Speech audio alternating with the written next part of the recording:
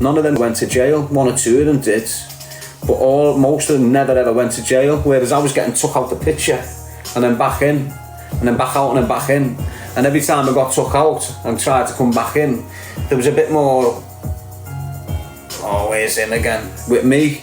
So I was just like avoiding them, they were avoiding. Do you understand what I'm saying? So I was never compatible with the Farleys ever, due to me being raised basically by Tommy Gilday and his firm.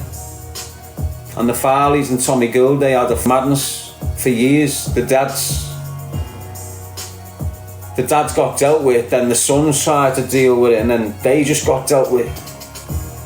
But because I'm round Tommy and all this madness is going on, I'm like getting considered a Gilday instead of a Farley. So all the other lads off our estate and round our area was all caught up with the Farleys, and they'd all linger around the Farleys, and they'd all drug deal for the Farleys and the Lows and shit like this. So Davy Lowe and Chrissy Farley, they were the main drug dealers in Anfield back in the day, and everyone that was dealing drugs around that little vicinity was for Davy Lowe and the Farleys. So everyone, whether it was Champ, Eddie McCabe, Mick Donnelly, all these names, they were considered the Farleys. So when the Farleys had to go and rush a door down there, you'd have one Farley there and loads of different names, but they'd be called the Farleys. So because I'm around the Gilday, I'm classed as one of the Gildays. He's one of them. What? So when I'm round trying to mingle with the lads of our estate, but they mingle with them, I'm mingling with them, and then Farley's shouting over, fuck off, spy. So I'm on the corner with the lads who I've grew up with, and now I'm getting told off, you spy, spying for the girls, off. So that's the treatment I'm getting off the Farleys when I'm a kid. But I'm a cheeky kid, so I'm giving them shit back, which is making them angry. Got to the point where I've got Chrissy Farley coming on curbs trying to bonnet me. I've got Chrissy Farley battering my older brother, who's his mate, our Billy. They're starting to batter our Billy because of me and Danny. It's what the Farleys are doing. When I'm in jail, the twins, the granddads, have grabbed my mother and smashed her all over his pool table while I'm in jail. That's why they're worth more with American Express. Because of me. Signature, that's it, yeah. That incident's no longer than 15 years ago, where they smashed me ma in the Solly pub, grabbed her by the neck, choked her out. Me ma's nearly 80. You don't hear about all this shit, do you? You just think, oh, we screaming out the Farleys. You should see what they've been doing to me since a kid. Why did it start? Because I was around the Farleys. I mean the Gildays. Why was I around the Gildays? I'm out to Dyson Hall for the day. I'm on the estate. Dyson Hall's a kids' care home. I'm on my ma's estate for the day. I've just had a spliff. I'm walking up the road. There's a gang of kids playing. Some mini comes round the corner hitting speeds. It's one of the kids. Sends the kid in the air. The kid's in a mess on the floor. No one's doing it. I go over to the kid. I'm only young myself. Go over to the kid. Pick the kid up where she live. Take the kids to her house. The house just happened to be Tommy Gilday's. And then there you go. I'm in with the Gildays from there. And I just got severed off the Farleys because of it. So years later, whatever's gone on, I'm in prison for whatever offence, YP. I think it was my first ever jail. It was my first ever prison offence. It was. I'm in prison on that mad 15 months detained sentence, and I get a visit off Tommy's neighbour, Colin, saying Tommy fell out of a tree, like a 100-foot tree or something, caught pneumonia and passed away. So now when I've got out, there's no Gilday element, so it's just the G's, and then the Farleys are targeting us. So now we're targeting their grafters. We're targeting their younger generation now. We can't get in the graft game, so we're having to burgle commercial properties, get nicked sometimes, get put in prison. And it's just not good in and out of jail. Every other cunt's doing drugs. Yous give us drugs? No. When you're trying to Yous give us drugs? No. you can sometimes They're not letting us in. You know, these families that have got it packed out and they can see the threat, they're just not letting us in. So we've had to start going, alright then, you, I think it's a good feature. wrapped up, where's your swag, where's your parcel, bang. Unfortunately, they just happen to be their grafters. You, another one of their grafters. So now they're getting angrier. Now it mightn't have been their grafter directly, but let's say Anthony Scott was shifting 5 boxes of heroin for the Farleys. Anthony Scott's got a grafter. We're taking that grafter. Do you get what I'm saying? So it's upsetting them further. But we done that to get our own swag. We robbed all these drug dealers, accumulated enough to tap into the market ourselves without them. Got our own source, got our own link. And it's just infuriating them. Because what we've had to do is, because the whole area was locked down by the Farleys, we were on an uphill battle. But because we've been going through the prison system, because me and Danny have been in the YP system since early, we'd established loads of contacts of people like us from around Liverpool, Manchester, St Helens, all over the country basically, because we got shipped all over the country and established connections with people through the prison system all over the country. So now on our estate, when we're starting to establish ourselves, instead of us having 20 lads from around L5, we've got 20 lads, but 3 are from Crocky, 2 are from Dingle, 1's from Speak, 1's from Ayton. And this is what's going on our estate now. You've got all the game kids from them areas based outside my mum's house. So this is a different type of movement now. It's a different type of dynamics to what it used to be. We changed the structure of it. I'm not lying. You ask anyone what the world of crime in Liverpool was like pre-2000 and then ask them what it went like after 2000. And they'll tell you, completely changed. And that was us that completely changed. I'm not taking credit or being big, oh we changed it. I'm telling you, that's when the city changed when it came to gang banging and organised crime. Why? Because what did we bring to the table? We didn't give a f about you millionaires. That's what we brought. We don't give a how connected yous are. We don't give a how long you've had it boxed. We're taking it to yous. And what did that do to all the other young lads in the city? It made them understand that it doesn't matter how big these are. If you've got your little 38 on you, they're nothing. And we brought that flow into the city. And then when they've realised just how dangerous we are, and we started going these rights and doing this madness, and the kids around me with next level gameness, they've started using us to do shit for them. You know, to keep it sweet and we're all good in Anfield. So we're doing madness for them. But what it's doing at the same time, when we're doing their madness, they're looking at us going, these are dangerous, these like, I wouldn't like one of them put on my path. I wouldn't like that coming through my door. But they're looking at us thinking, shit, these are next level.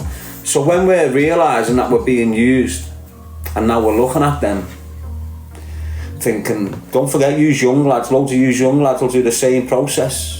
You will have been used for years and now you're spinning it, looking at them, thinking, I've made these, so these are being and you're questioning it all. And they can see that if you start coming at them, mates, they're finished because you're taking shit to what the city's never seen. You're the talk of the city. That's the level you're at. Everyone, every high-ranking official is speaking about you. Every high-ranking drug dealer is worried shit about you. That's what it was like for us. We didn't give a fear was, you coming at us, we're coming right back at yous. Yous old school gangsters. That was the attitude and that's the stem we brought.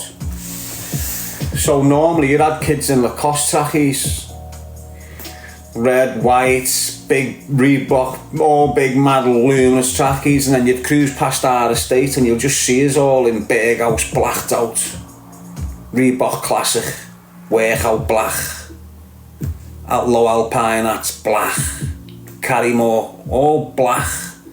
Every other kid in the city was still using Lacoste and Paula Shark and bright colours.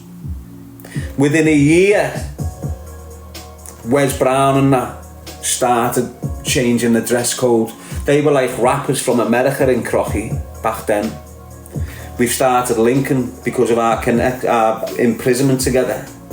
Whether it was Danny connecting or me connecting, just brought us all together. So when we're going onto the Crocky estate, mixing with little Lloydie and Wes and that back in the day, they're all like American rappers, but we're coming down like militant house burglars, all blacked off in a sunny day like that. But a few years later, before you know it, every kid's dressed like that in the city. Everyone's flying around on pedal bikes instead of in cars to sell the drugs. We brought the bike work into the picture. You know, before we started putting kids on pedal bikes, everyone was in cars getting their mouth choked off them and sent to jail, getting phones took off them. So there's loads of horrible that we've brought into the city that has gotten worse, basically. And that's where Choose a Life Not a Knife comes in. When I've got out of prison, I've seen the damage we've started. And it's not about taking the credit for it, because there's nothing to take credit for. Look at the city. Look at the youth. Look at the way the lads are dressing. Look how insecure they are. Look how weak-minded they are. Look how many of them have got addictions, but they don't like to admit it. Look how many are coke and the ket. Look how many young lads are smoking cannabis right now. Ruining their mind on themselves. Breaking up with the mother, breaking up with the girlfriends, can't even hold a relationship together because the weed's ruining them. It's down to us adults, mate. All I've done since I've got out is recognised and highlighted. It's all I've done. The people that came at me, you started speaking about me wrong, you started trying to ruin my process, get me put back in prison. I'm well within me right to start screaming about you. Choose a life, not a knife, mate. It's very, very, very powerful, honest to God. You've got loads of boss young kids now caught up in a mess, mate. And I'm telling you, you ask any old school gangster, 60, 50, older than us, we changed the dynamics in the city for the worst. Before we came into the picture, it was family names. You had the Farleys, you had the Bennetts, you had the Fitzgibbons. Do you understand what I'm saying? You had the Clarks. They were family names. We started off as the G's, but it never stayed as the G's. It turned into the Grisdale crew, the GDC. Not because of me, because of the youth. Because the G's got took out the picture. It was no longer the G's. All the kids were still in the picture. They came and took the G's out the picture. They never took the Dylans or these or them or them or them. They left them. So when the G's have been taken out, it's not really a G movement no more, is it? So it became the Grisdale Estate Movement, which was the Grisdale crew. And that's the way it was. You had the Tailmere Road boys, you had the Brecht Road boys, you had the Kirkdale Riot squads, you had this, you had titles. And then years later, I've got out of prison. And everyone's still using titles. The Delamore firm, this firm, that firm, this firm, that firm. And someone's tried to shoot me dead on my Mars estate, and I've went in on a live feed and said, don't worry, L5, I'm alive. And from that day on, I've been screaming L5. Now, since I started screaming L5, all of a sudden, people are calling themselves L8, L20, L22. Do you understand what I'm saying? So without me wanting to do it, I've started the postcode shit up north. Now you've got postcode conflict like you have in London.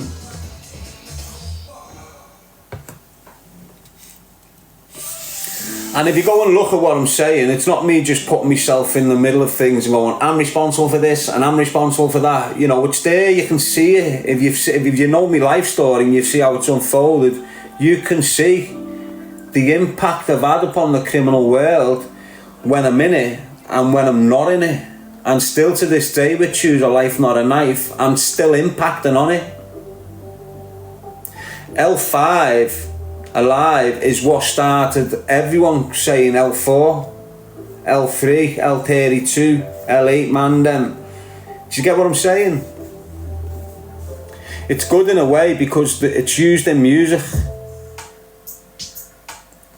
Like the L5, I was screaming L5 as a freestyle rapper.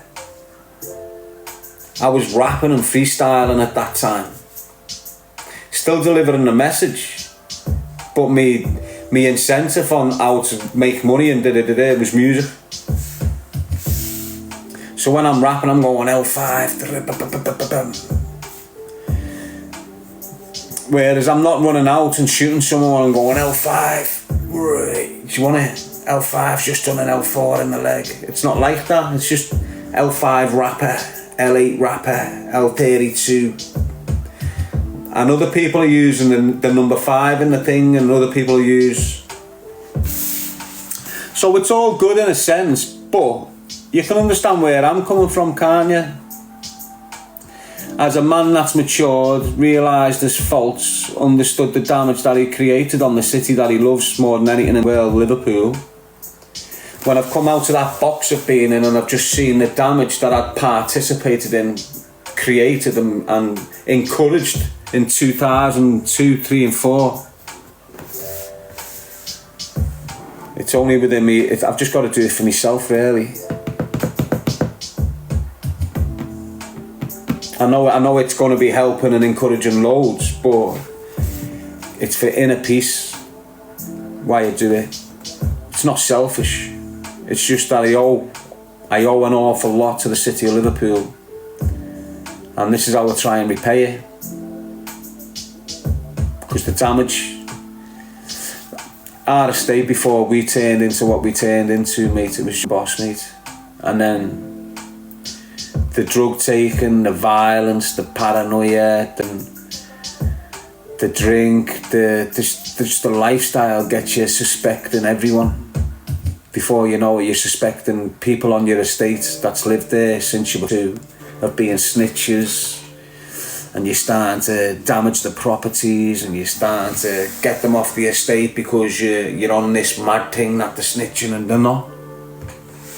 You're just caught up in a madness destroying your community. That family you've just picked out the house, you probably could have trusted them with your life, and you've just shot parrot and started thinking they're snitches because the credit card got robbed from work and police have called at the house because they needed a crime reference number to take a statement. All of a sudden they're snitching on yous. You're smashing windows on them and all that. Obviously you're going to get dickheads like Jason Lewis. Look at the state of him. Oh, that's what he is. He's one of them flag swingers, aren't you, lad? Lanky legs. Oh, look at the kip here, mate. Waffling. You just never been in a hard life. The only hard life you've had, mate's getting choked out by some old man, isn't it? Bet your head's devastated that you can't go in women's toilets right now, isn't it, lad? Yes, Leanne Noxie. You nearly overstepped the mark, didn't you, fella? Yes, JT. He's become a team member there, Leanne. Nice one, Leanne, lad. Yeah, so choose a life, not a knife, people. Don't give a fuck what you think about me. Just think about what I'm screaming at your kids.